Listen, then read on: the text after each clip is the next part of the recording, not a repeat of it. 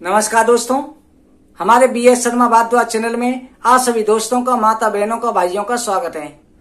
दोस्तों, आज अपने चैनल के द्वारा हरिवंश पुराण के 20वें दिन की कथा का वर्णन कर रहे हैं। पर इस कथा को सुनने से पहले जो हमारे चैनल को पहली बार देख रहे हैं, जिन्होंने अभी तक सब्सक्राइब नहीं किया है, सब्सक्राइब जरूर करें, बगल में घंटी का बटन दबाएं जिससे हमारी सभी वीडियो आप तक पहुंच सकें। दोस्तों, हरिवंश पुराण की कथा वैसे विस्तार से बहुत बड़ी है, पर इसे हम सारांश के रूप में आपके सामने वर्णन करते जा रहे हैं। हरिवंश पुराण में 20वें दिन की कथा में भगवान श्री कृष्ण जो है जरासंध से युद्ध करते हैं। जरासंध कंस के ससुर थे। कंस की 2 पत्नियां थी, अस्त्रियों प्राप्ति। जो जरासंध की पुत्री थी वो जरासंध के पास पहुंची। जरासंध ने अपनी पुत्रियों को विधवा हुए देखा। जब उन्हें पता चला कृष्ण ने जो है मेरे दामाद का वध कर लिया है, तो उसी समय क्रोधित होकर 23 अक्षौणी सेना लेकर के मथुरा पर आक्रमण कर दिया। भगवान श्री कृष्ण ने उसे पराजित कर दिया और जीवित छोड़ दिया, सारी सेना का वध कर दिया। जरासंध दोबारा गया, फिर दोबारा आक्रमण किया। इस तरह से 16 बार उसने आक्रमण किया। 17वीं बार जरासंध काल यवन से सहायता मांगी। काल यवन के साथ में मथुरापुरी पर आक्रमण किया। भगवान श्री कृष्ण काल यवन का वध जो है मुचकुंद के द्वारा करवाना चाहते थे, मुचकुंद का उद्धार करना चाहते थे। भगवान श्री कृष्ण काल यवन के जरासंध के सामने से युद्ध छोड़कर के भागे और अपने लिए विश्वकर्मा के द्वारा पहले ही मथुरा वासियों के लिए द्वारकापुरी का निर्माण करा दिया, जिसमें सोते हुए सभी द्वारका वासियों को पहुंचा दिया। भगवान श्री कृष्ण काल यवन को लेकर के मुचकुंद की गुफा में पहुंचे, जहां पर उसको अपना पीतांबर उड़ाकर के स्वयं एक कोने में जाकर के खड़े हो गए।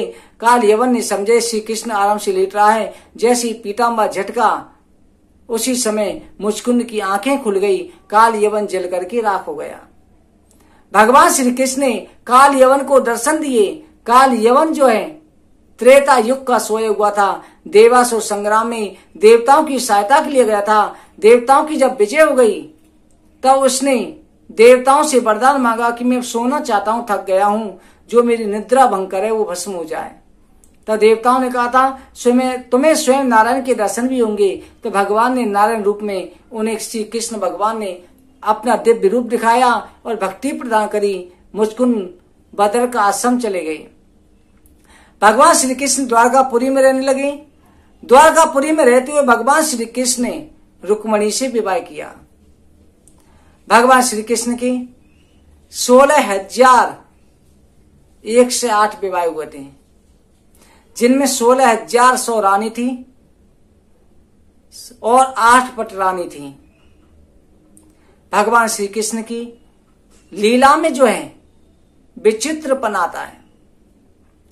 रुक्मणी का हरण किया। सत्यभामा जो है सत्राजित की पुत्री थी, जिसके द्वारा मणि का कलंक लगने पर प्राप्त हुई थी। राजा जनमेजय ने पूछा कि रुक्मणी का हरण तो भगवान श्री कृष्ण ने किया, सत्यभामा के पिता ने भगवान श्री कृष्ण को कलंक क्यों लगाया था?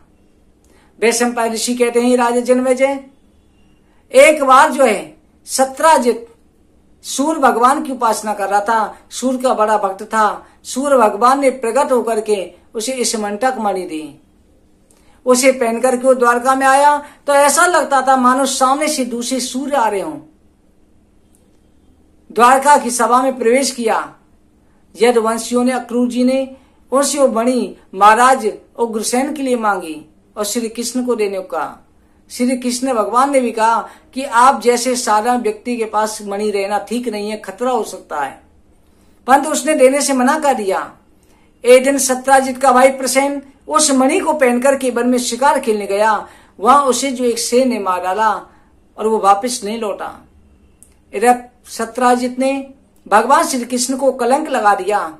लोगों से कहा श्री कृष्ण जो है मुझसे मणि मांग रहे थे, मेरे भाई को मार करके उन्होंने मणि छीन ली और कहीं छिपा दी है। ये बात भगवान श्री कृष्ण तक पहुंची। भगवान श्री कृष्ण इस कलंक को दूर करने के लिए मथुरा के सभी यदुवंशियों के साथ में प्रसन्न की खोज में निकले। देखा वन में जो घोड़ा मरा पड़ा है, प्रसन्न भी मरा पड़ा है। प्रसन्न के आसपास खूनों के चिन्ह उन्हें देखते हुए आगे गए तो जाकर के देखा कि सिंह को भी किसी ने मार डाला है। सिंह के पैरों से आगे गए तो एक जामवंत के निशान थे जो एक गुफा में जा रहे थे। भगवान श्री कृष्ण सभी द्वारका वासियों को वहीं रोक करके गुफा के अंदर प्रवेश कर गए। वहां जाकर के देखा कि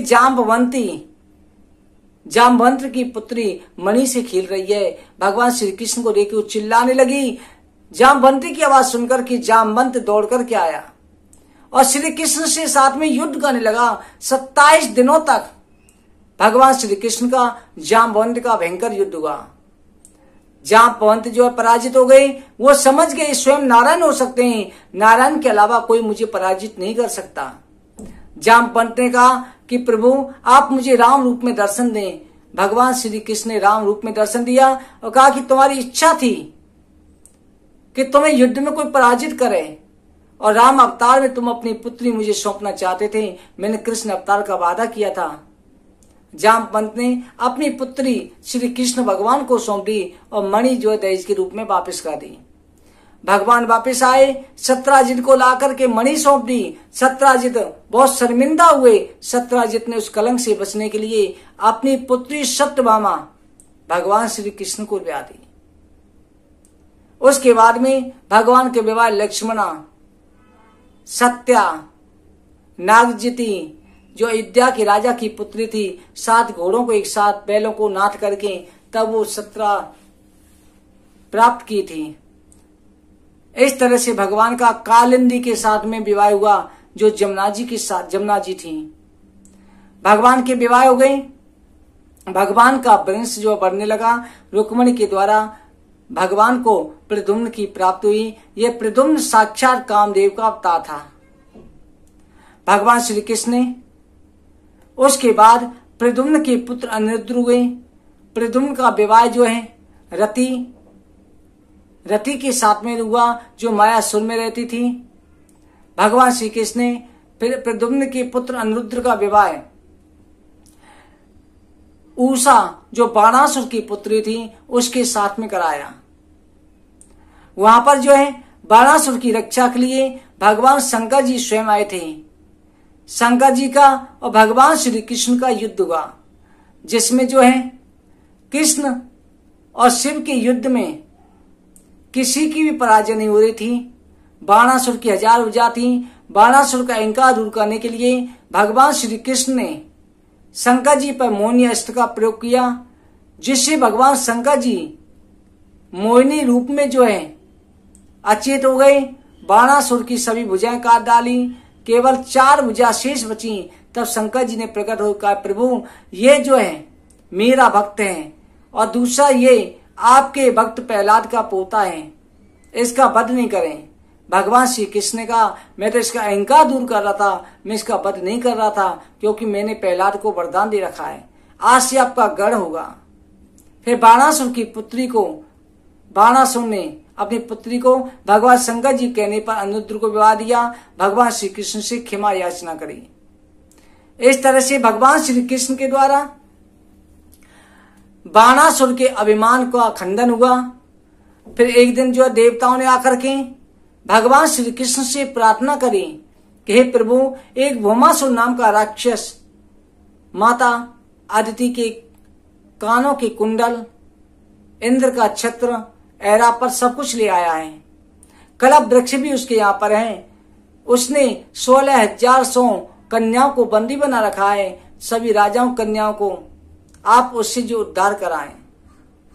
भगवान श्री कृष्ण बाणासुर की नगरी पहुंचे और वहां जाकर के भौमासुर की नगरी पहुंचे और भौमासुर के वहां जाकर के भौमासुर का वध किया। भगवान ने 16,100 कन्याओं को कैद से मुक्त किया। 16,100 कन्याओं ने जैसे भगवान श्री कृष्ण को देखा कहा कि स्वामी अब हम अपने घर नहीं जा सकते क्योंकि हमारे घर वाले हमें अपने घर में नहीं रखेंगे क्योंकि हम राक्षस के यहाँ रह चुकी हैं। आप जानते हैं कि हम पवित्र हैं, आप ही हमारा वरण करें। भगवान श्री कृष्ण ने वेदों की मर्यादा सनातन धर्म की रक्षा के लिए उन 16,100 कन्याओं के साथ विवाह किया, क्योंकि भगवान कृष्ण जानते थे अगर इनसे मैं विवाह नहीं करूंगा तो इनका जीवन बेकार हो जाएगा, कोई भी विवाह नहीं करेगा। भगवान तो ऐसे भक्त वत्सल हैं जो गिरे हुए को भी उठाते हैं, और ये तो पवित्र कन्याएं थी। कन्याओं में क्या दोष था? भगवान श्री कृष्ण से उनसे विवाह करके उनको अपने राजमहलों में भेज दिया। इस तरह से भगवान श्री कृष्ण के 16,108 विवाह हुए। उनके द्वारा भगवान के वंश की वृद्धि होने लगी। प्रत्येक रानी से 10-10 पुत्र और 1-1 कन्या हुई। फिर उन पुत्रों से 10-10 पुत्र 1-1 कन्या हुई। इस तरह से भगवान श्री कृष्ण के वंश में 56 करोड़ यादव हो गए। 56 करोड़ पुत्र हुए, जो पुत्र के पुत्र पुत्र के पुत्र। भगवान श्री कृष्ण की वंशावली इतनी फैल गई। भगवान श्री कृष्ण की वंशावली इस तरह से फैली कि सभी देवता भी आश्चर्य करते थे। जब वो पुत्रों की सेना चलती थी तो तीनों लोकों में कोई भी मुकाबला करने वाला नहीं था, क्योंकि सब भगवान की जब अंश हैं तो एक से एक पराक्रमी हैं। देवता भी उनके सामने कुछ नहीं है। तो इस तरह से भगवान का वंश विस्तारवाद को प्राप्त हुआ। इसलिए जो कोई राजन भगवान श्री कृष्ण की वंशावली के बारे में सुनता है तो उनकी वंश की वृद्धि होती है। आगे कथा में भगवान श्री कृष्ण की और कथा का वर्णन करेंगे, जो कल 21वें दिन कथा में। आज की कथा कहीं पर विश्राम करते हैं। बुलारवंश महापुराण की जय।